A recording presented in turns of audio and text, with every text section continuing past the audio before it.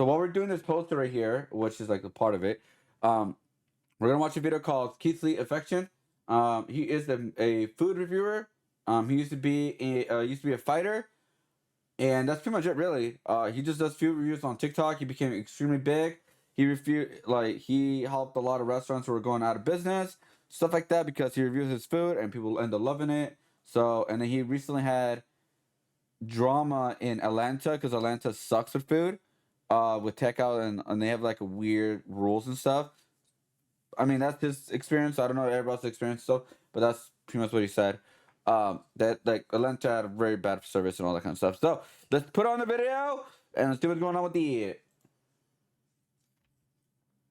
Is not a professional food critic nor a culinary expert, but millions of people around the country treat his word like gospel. That is the Keith Lee effect. Keith Lee is either Batman or Joker when it comes to restaurant owners. But once you hear his story, you will understand why he has such a cult-like following. It's much deeper than a guy who has decent taste buds. Keith Lee is a man who failed at the one thing he was actually good at. Then at his darkest moment, he refused to give up and created a meteoric influence in an industry he had no business being in. Keith described himself as a very small child who felt the need to display his dominance to overcompensate for his short stature. His bad behavior led to him getting expelled from every school in the Detroit, Michigan area before attending a charter school as a last resort, where he barely managed to graduate the 8th grade. So by the time I got to high school, Really? I was a weed head, smoking every day. I'm talking about bad, like every day. My freshman year, I had a .6 GPA. Things would get even worse for Keith in high school, where he lived in the shadow of his brother. Keith's older brother Kevin had already garnered a remarkable reputation as a star athlete who graduated with a 3.9 GPA before receiving a scholarship to wrestle for Grand Valley State University, which is an NCAA Division II school. Keith decided to follow in his brother's footsteps for all the wrong reasons. When I got there, it was more out of spite. It was more out of arrogance. It was more out of just like, now I'm approved to you, I can do it. And I don't even want to do it. I'm going to just do it because you told me I can't do something else. So I'm going to just do it just to shit on you, basically. Yep.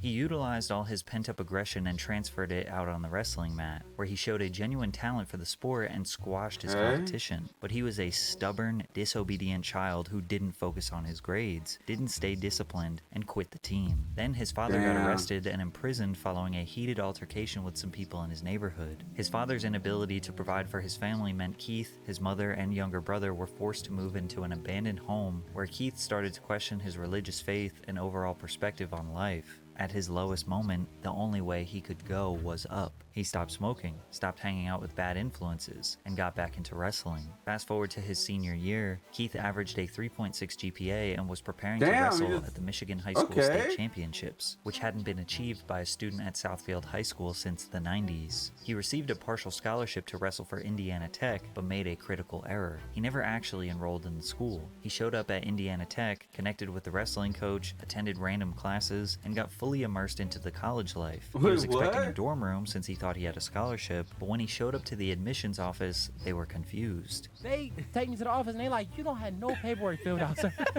Who are you? Yeah, they was like, only thing we have is the offer letter that we sent you. Right? So we only got your name and your information from the offer letter. They was like, that's all we know about you. We don't know nothing else.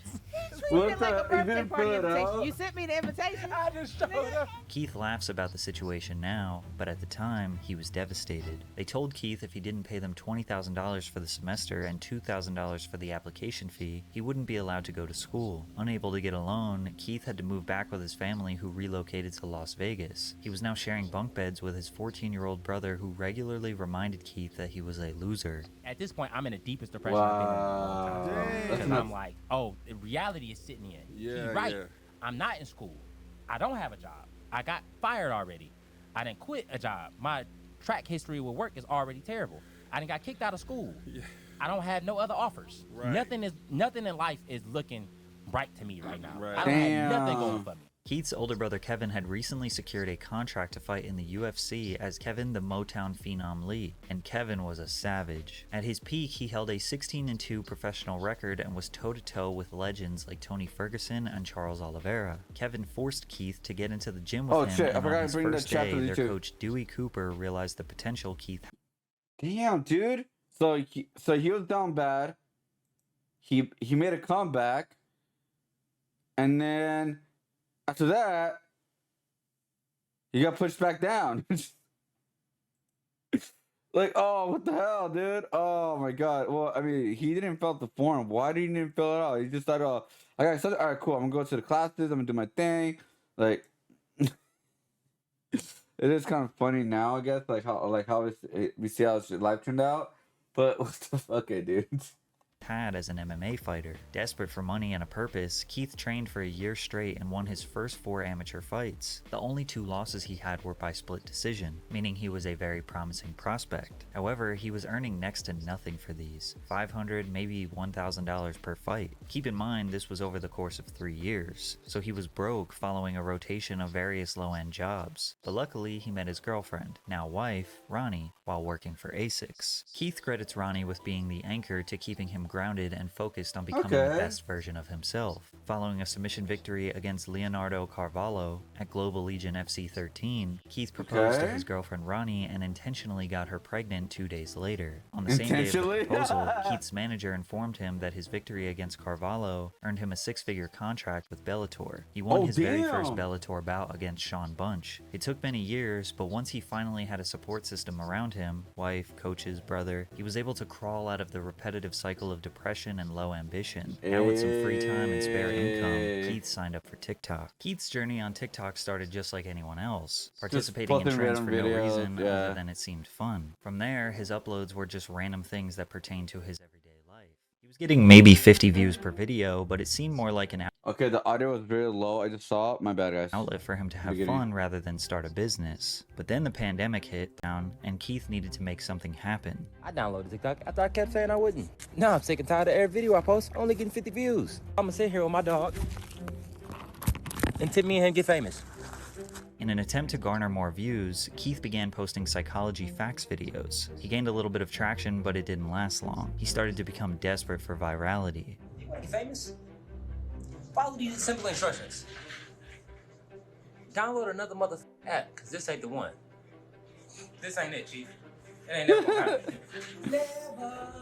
He would cash out people if they solved a riddle. He posted math problems for people to solve. Even though he looked defeated, he refused to give up. At this point, Keith was obsessed with the platform, posting daily, if not multiple times per day. He started featuring his wife Ronnie on his page after he went semi-viral talking about building a nursery for their expected baby. He then proceeded to document milestones throughout their pregnancy, many of which received thousands of views and ignited a dramatic shift in Keith's content. In September of 2020, Keith won his second fight against Vinicius Zani. Whatever they have in store for me, I'm always here to fight. I'll fight as soon as my daughter's born. My daughter is born in 4 days, so as soon as she gets here, I'm ready to go again.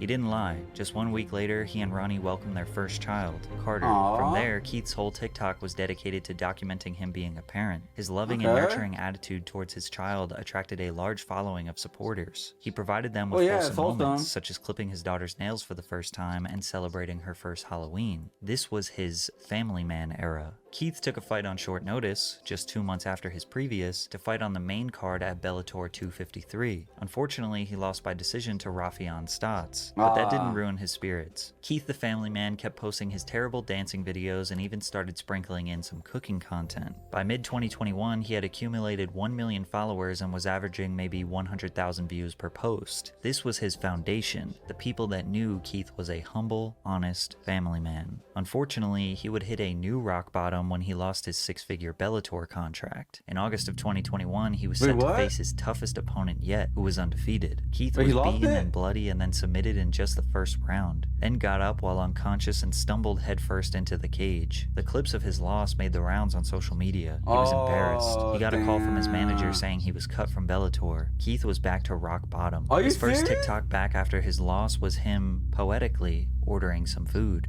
I have these sunglasses on because my eye is black and my face is beat up. I'm fine though, for anybody. Well, I'm not fine, but I'll be fine. He had 1 million followers, but he was only making around $400 per month on TikTok. Wait. So he got kicked out because he lost once? Or did I hear that wrong? Or is it because what? Hold on, did I hear that wrong? First TikTok back after, then got family man. Unfortunately, he would hit a new rock bottom when he lost his six-figure Bellator contract. In August of 2021, he was set to face his toughest opponent yet, who was undefeated. Keith was beaten and bloody and then submitted in just the first round, then got up while unconscious and stumbled headfirst into the cage. The clips of his loss made the rounds on social media. Chokesaki the unconscious belt. He was embarrassed. He got a call from his manager saying he was cut from Bellator. Really? For losing one match? I mean, I know bad, but it's like, is that how that business is? I did not know that, dude. Honestly, I did not. Okay, dude. Keith was back to rock bottom. His first TikTok back after his loss was him, poetically, ordering some food. I have these sunglasses on because my eye is black and my face is beat up. I'm fine though, for anybody. Well, I'm not fine, but I'll be fine.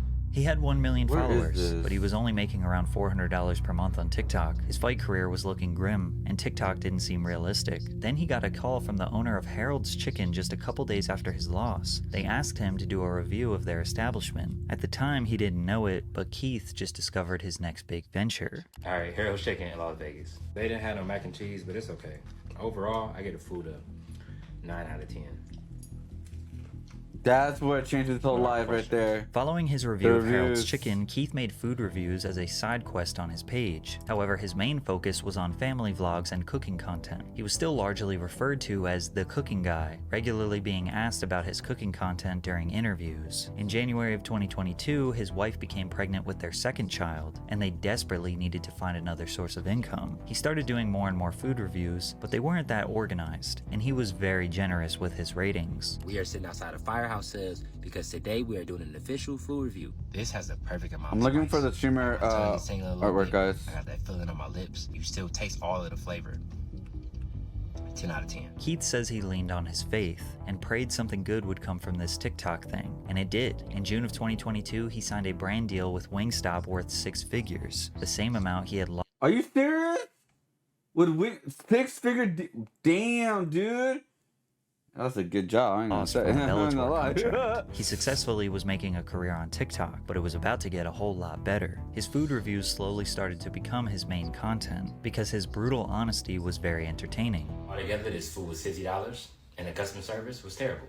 The lady at the front where I was picking up was really rude, like extremely rude. I had to call back and get her name. I think she lied because she answered the phone like I didn't recognize her voice and said, "Hold on, let me go get the girl."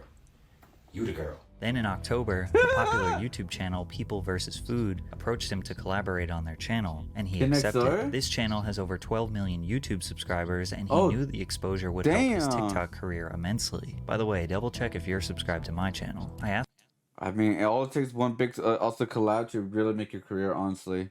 Right? Asked my wife what I should post on my page to make people not only come and watch, but actually follow. And we decided to post one full review every day. The first got like 11 million views. From there, Keith's entire content shifted to strictly food reviews. He has only been doing it full time for 1 year at this point, but he never could have predicted what was about to happen next. While most high-profile food critics only pay attention to high-end restaurants that are too expensive for most, Keith shifted that focus onto affordable, small, family-owned restaurants that were easily accessible to the public, or fast food / popular affordable food chains. He even went out of his way to give a chance to establishments that were struggling financially. However, Keith doesn't consider himself a food critic. His reviews feel and look like one of your friends giving you a casual breakdown. A typical review would be him ordering 3 or 4 different items on the menu, like a family of 4 would, then tasting every single item and rating it from 1 to 10. He often throws in other notes like their customer service or additional information that is relevant to the experience. I got it. Let's try it and rate it 1 through 10.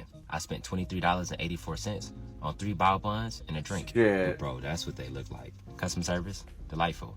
It was a very short interaction. Oh, the guy who worked at the front was really nice. And the actual building itself, very aesthetically pleasing. It made me want to eat. Wait a minute, bro. Personally, it was lacking spice, so the add of the salsa took the tacos itself from a 9 to a 9.7.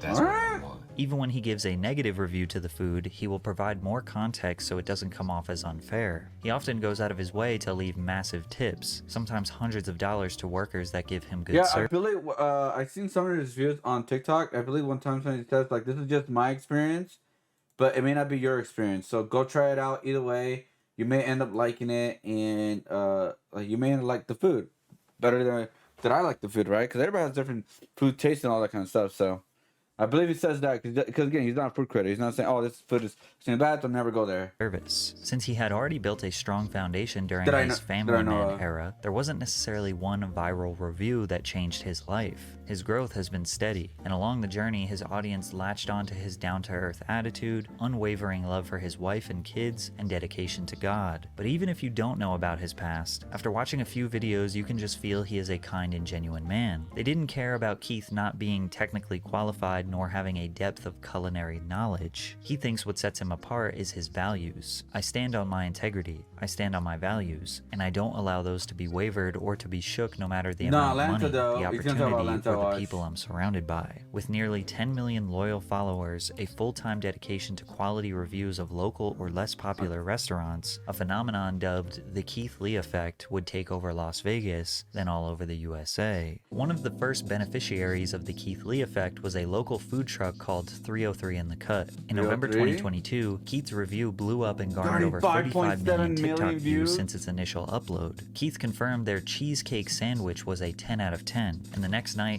Cheesecake sandwich, bro. Oh, I want to try that. 303 had people waiting in line for over an hour, wrapped around the corner for their food. The owner said they doubled their income in one day, and it stayed that way for over a year. One Las Vegas pizzeria he reviewed, Frankincense, made headlines for attracting lines around the block because Keith gave their wings a 10, pizza a 9.8, and garlic knots a 9.2. However, it wasn't just the food. It was Keith's interaction with the owner, Frank, that made people want to support him even more. If I don't like the food, I gotta tell you, I'm not trying to be malicious. And he was like, I'm gonna be real with you too. I need help. Yeah, that hit me here. He said the food is delicious. He has great reviews on Yelp. The only bad reviews is that he don't close the time it says that he closed on Google. The time it says he closed on Google is 1 a.m. He was like, I literally can't afford to open that late because we don't get that much business. Frank, if you're watching this, I'm gonna be completely honest. You are an amazing man from what I saw. I appreciated your time and I appreciated your conversation. Let's try this food. According to Frank, Frankincense had to hire 23 new team members in the 6 weeks following Keith's review, and had guests from all over the world patiently waiting for over 3 hours for his pizza. Frank said he was thankful that Keith helped his business and the overall community at large in Las Vegas. Yasser Zermino, owner of Aroma Latin America. By the way, guys, what I'm doing right now, I'm trying to find the page for all the streamer artwork that I did, and just name the freaking file if you guys ever do this. American Cochina asked Keith to come review their restaurant through email. Keith gave all 5 different items over a 9, including the Oaxaca sandwich, which he said was the best he had ever had in his life. The owner said, we went from not being able to pay the bills to now having to hire people to come and help us. Other Vegas-based businesses that Keith reviewed have seen instant growth, like Caribbean restaurant The Pink Potato, or Southern Taste Seafood, a food truck that went from making $200 or under a You know what's crazy? He was gonna do a war tour, but he's gonna get into that. day But to seeing a 900% increase in revenue in the days following Keith's review. But his impact wasn't just on small businesses. Even Chipotle, the fast casual chain that generated $8.6 billion in revenue in 2022, saw the benefits of the Keith Lee effect. In early 2023, a reviewer named Alexis Frost posted a review of a menu hack. An order of a steak quesadilla with extra cheese and fajita veggies that fans say tastes like a Philly cheesesteak. Keith reviewed it and gave it a 9.8. Then chaos ensued. Chipotle workers all over the country were overwhelmed with the tens of thousands of people coming in to order this hack. One employee said the worst shift of her life was servicing this trend. Another employee said a customer tried to swing on him, aka fight him, because he couldn't make the food. Managers started posting signs that say, protein and cheese on quesadilla only. Chipotle realized, bro, it's just food, dude. Oh my god, man. This is where this is where I call people cringe. You're literally you're seriously trying to fight people over food like that, dude? Are you serious?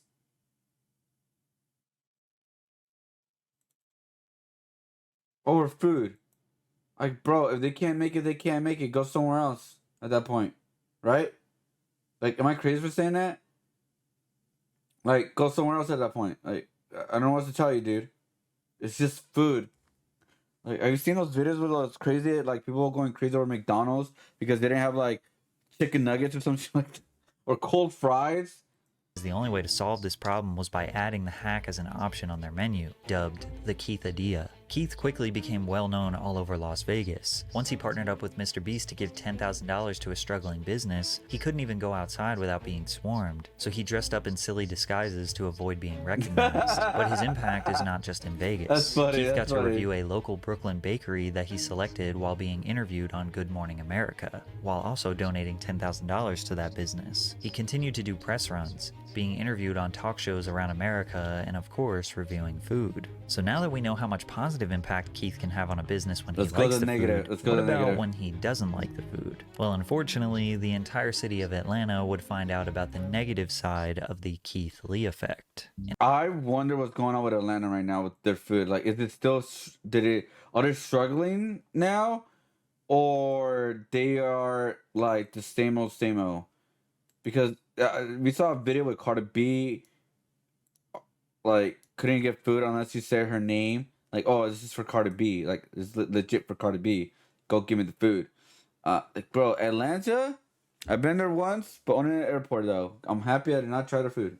In October 2023, Keith announced to his nearly 15 million TikTok followers that he and his family were traveling to Atlanta, Georgia, and needed some restaurant recommendations. He had previously made videos in Detroit, Chicago, New Orleans, New York, and Los Angeles, but Atlanta's food scene is entirely different, which prompted a lot of mixed reviews from Keith. The drama first began when Keith visited the Atlanta Breakfast Club, where he wanted to take the food to go, but they didn't have anywhere to sit and wait for the food. So instead, they decided to dine in, but the restaurant wouldn't allow them to sit down at a table and be served unless the entire party was there. Upon finding out that they were charged $1 for butter at a breakfast place, it was just an annoying cherry on top. $1 Little butter? did Keith know, it was about to get worse. Keith posted his review of The Real Milk and Honey, however, he didn't actually get any food. Firstly, he tried to call ahead and order. They don't accept call-ins. You can only order on the DoorDash app. So But why have a number? DoorDash said that they were closed. So they drove to the establishment in the middle of the day, and the employees said they were closed for deep cleaning, while there were customers walking in and picking up orders. Then What? Keith walked into the restaurant and they recognized him and immediately attempted to serve him since he is famous, to which he declined. Keith has always been very expressive that he doesn't want nor I did not hear deserve about that special one. treatment from restaurants. These days, he sends in his friends and family to do orders so he doesn't receive bias from the establishment. He wants his experience to match any ordinary person. I've personally sense. never seen a restaurant have a rules list, but the Real Milk and Honey have a ton.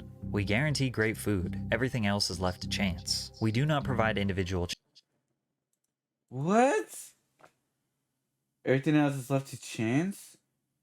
We do not provide individual, however, we will allow to 3 forms of payment. checks, 18% gratuity added to parties of 5 or more or checks larger than $105. No reservations, unless you're Barack Obama. No parties larger than 4 on days that end in What? Y. Keith was clearly frustrated that a business would change the rules when it benefits them, but he didn't want people to attack the Real Milk and Honey because he had a bad experience. However, the internet, being the internet, started Yeah. attacking. There was actually another restaurant called Milk and Honey whose owners were receiving death threats in the DMs because of What? people confusing them with the other restaurant. But if you had any Oh sympathy my for the Real Milk and Honey, God. it would be gone once you saw their response video they uploaded to TikTok. Did you see this Keith Lee video about the real milk and honey? And who is this Keith Lee? Daddy. Oh, by the way, they deleted this video because they got a big backlash, dude. Dumbasses, dude. You don't Sorry. know Keith Lee? Yeah. Sorry. No. The owner tried to look cool and pretend like he didn't know the entirety of social media is destroying his business, but it only made people want to support their business less. To add insult to injury, Okay. Keith reviewed the bodega positively, which is directly next door to the Real Milk and Honey, which resulted in a line of Oh. customers skipping the Real Milk and Honey. Oh, I did not know about that one, dude. Okay, I know about the story, but he literally was like, all right. Let me go to the next store. Let's see how they treat us. Let's see how their food is. And, oh my God, bro, that's embarrassing for the customers. You know? That is, oh my God, dude. Or for, not customers, for the owner in the restaurant. Honey to wait in line for the bodega, but the shenanigans continued. Keith reviewed another ATL restaurant called Old Lady Gang, but again, did not get any food. He tried to call their number, what? no answer. Tried to order on DoorDash, said they were closed. He sent his family into the physical store to do takeout. They said they don't do to-go orders on the weekends, but the wait to dine in was 1.5 hours and they didn't take reservations. Instead of leaving, Keith decided to walk in where he was recognized and immediately they offered him a seat, skipping the entire hour-and-a-half wait, to which Keith denied because he didn't want any celebrity treatment. This is exactly how it is for us regular ATL folks. Imagine them telling you your wait time is 1.5 hours, then someone else comes up and sits immediately. Keith left and visited Toast on Lennox, where he didn't plan on doing a review but arrived to a 2.5 hour wait time. When he politely left, the entire staff walked out and offered him a seat immediately, to which he denied again. There were videos that went viral of him in the parking lot seemingly arguing with the staff, but he was just letting them know that he didn't want to skip the line. But Keith's experiences are not just unique to him. Cardi B spoke on the subject on an IG Live. I feel like Atlanta restaurants, they don't like to make money. I feel like they don't like people. They don't like their customers. They just don't fucking like it. First thing first, right? You could barely order in Atlanta restaurants. Like you go like, hey, I would like to make an order. Oh yeah, we don't take orders. We don't take orders. It gets to the point that I literally have to name, like I have to tell like people that order food from me, like, can you just name drop my name? Because first and first, they don't do no pickup orders. They don't do deliveries. They just don't do shit. And of course, we got some hilarious memes from this whole situation. You walk in. Let me show you how it's done. Hello, sir. How are you today? May I take your order? You talk like that. We talk like that. Because Keith Lee is in town, bro. That boy Keith Lee in Atlanta now. Hey, y'all, are y'all little boozy at restaurants? Y'all better put that Hey, milk and honey? Uh-huh. See, that was how I get for giving me attitude when I told y'all my partner was just down the street parking the car. Although most people were understanding of Keith's frustration with these ATL businesses, others, like ex-football player Chad Ochocinco, thought he was trying to tear down black-owned businesses. Oh my I don't like the critiquing God. of our restaurants and having people and talking bad about our goddamn businesses and like, dude, you know how hard it is, and I get it, Ocho. for us. How hard is it, man? There's video evidence of them being rude. So you said, oh, hey, they're rude as fuck. I can't even get food here. I don't want to be here anymore. All they said was the truth. There's video evidence of what happened to him. It's not like he was lying. If he was lying, that's one thing, right? Right? Like, okay, I could see his side, right? Like, he's just doing it on purpose to, like, ruin the business and stuff like that. Nope. Atlanta has ruined their own business because they're dumb as, they're rude as fudge. All right? To even get in the food industry, what are the qualifications of being a food critic? Go to a restaurant and do you like the food? Did you like the customer service?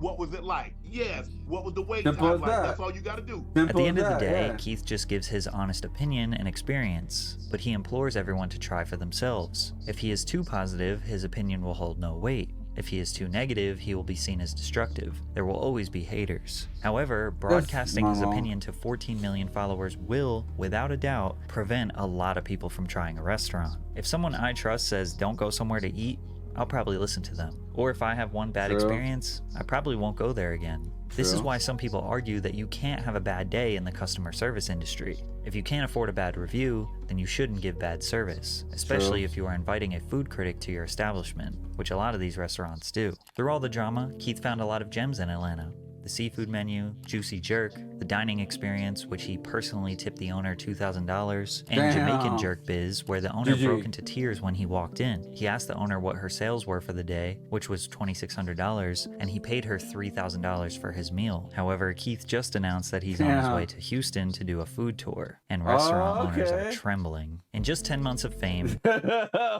Houston! Keith has helped hundreds of businesses, raise tens of thousands of dollars for charity, and continues to spread love and positivity during a time where we need it the most. Maybe from here he will start a food review show, or a cooking show, or maybe an app for restaurants all around the country that he recommends. As long as he remains the positive and wholesome man social media knows and loves, it will support whatever endeavor he chooses. Finally, the internet made the right person famous.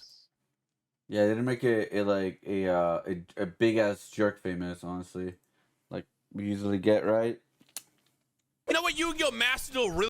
Shut up, Ryan. But yeah, that was a good video. Good video. I wish I was doing art, but I'm trying to find the line work for this, and I don't know where it is right now, so I'm still trying to find it. Anyways, this is a good video. Keith Lee, I watched his videos. Very genuine. I didn't see anything really bad.